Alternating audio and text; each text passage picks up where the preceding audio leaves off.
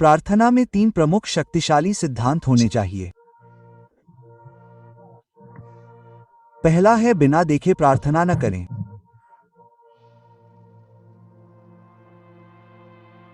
देखने का क्या मतलब है? इसका मतलब है कि पवित्र आत्मा उस समय क्या कह रही है, उसे स्पष्ट रूप से व्यक्त करना। अगर आपने नहीं सुना है, तो जितनी बार हो सके अपनी आत्मा में कुछ ऐसा खोजने के लिए अन्य भाषाओं में प्रार्थना करें जिससे आपको पता चल सके कि पवित्र आत्मा किस दिशा में जा रही है, वह क्या कह रही है। या आप शास्त्रों का अध्ययन करें। वास्तव में हर बार जब हम प्रार्थना करते हैं तो हमें निश्चित रूप से आत्मा के दायरे में जाना चाहिए ताकि यह पता चल सके कि पिता का मन क्या है। देखने का यही तरीका है। ठीक है, देखने का एक और तरीका है विवेक के उपहार का उपयोग करना।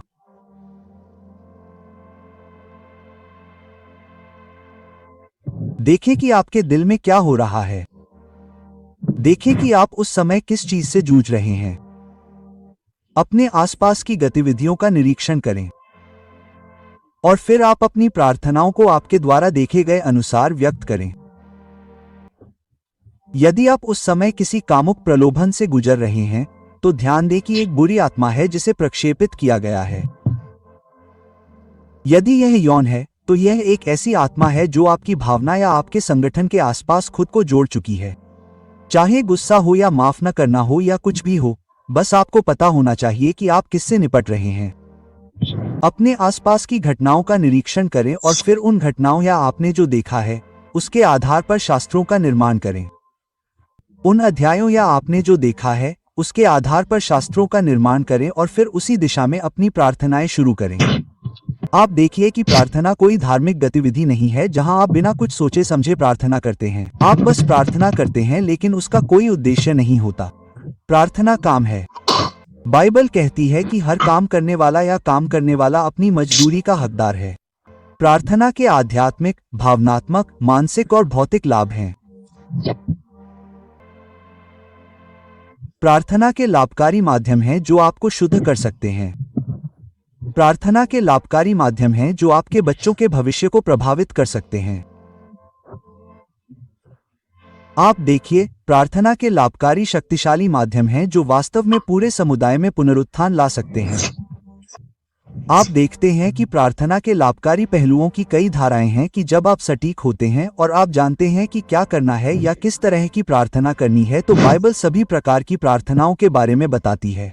प्रार्थना के सबसे गहरे फायदों में से एक, जो कि निश्चित रूप से केवल ईश्वरत्व या ईश्वरत्व के उत्साह के लिए है, वह प्रार्थना है जो पृथ्वी पर ईश्वर के राज्य की स्थापना को आगे बढ़ाती है। प्रार्थना के नियमों में, जैसा कि यीशु ने अपने शिष्यों को सिखाया था, वह इसके बारे में बहुत सटीक था। उसने कहा कि जब तुम प्रार्थना करो तो ईश्वर से प्रार्थना करो कि उसका राज्य आए। इसका मतलब है कि ईश्वर का राज्य प्रचार करने से नहीं आएगा, और फिर वह राज्य तब स्थापित होता है जब राज्य के अवतरण को लागू करने वाले लोग राज्य के वचन के माध्यम से राज्य की स्थापना के लिए बाहर जाते हैं।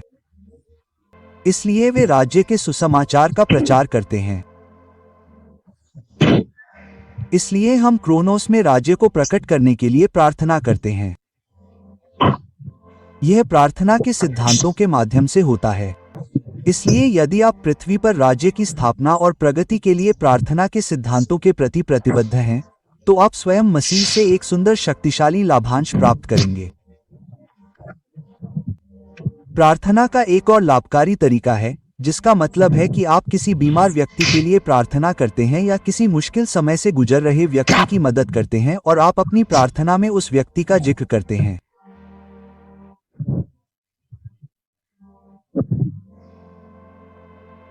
और फिर प्रार्थना का एक और तरीका है जिसके लिए पौलुस ने प्रार्थना की। उसने इफिसुस की कलीसिया से कहा, मैंने तुम्हारे विश्वास और प्रेम के बारे में सुना है।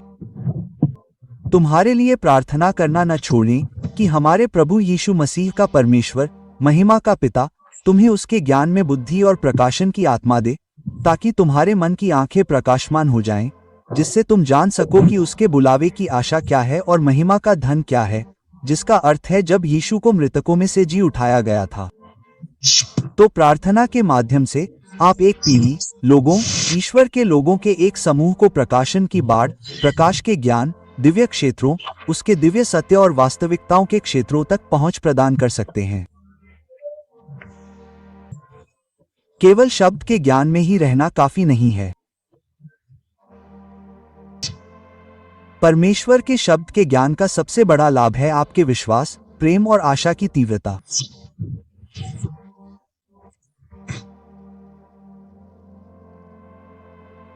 और निश्चित रूप से परमेश्वर के शब्द के ज्ञान का अगला सबसे बड़ा लाभ है प्रकाश के क्षेत्रों का आंकलन करने की योग्यता, जहां परमेश्वर का शब्द आपको सीधे तौर पर दिया जाता है, न कि केवल लिखित शब्दों द्वारा।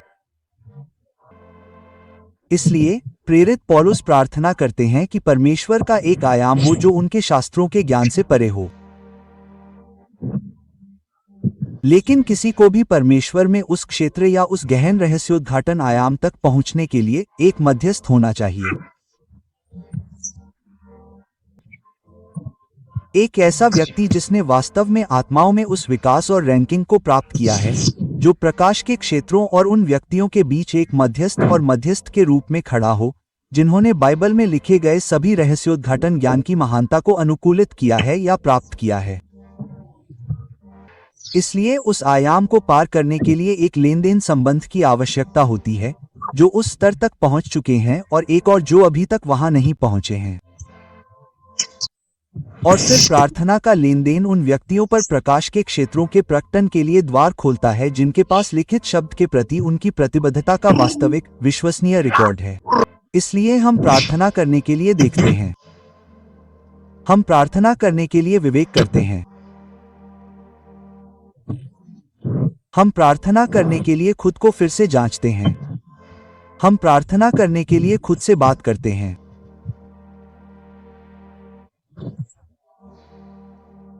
और अगला बिंदु प्रार्थना है।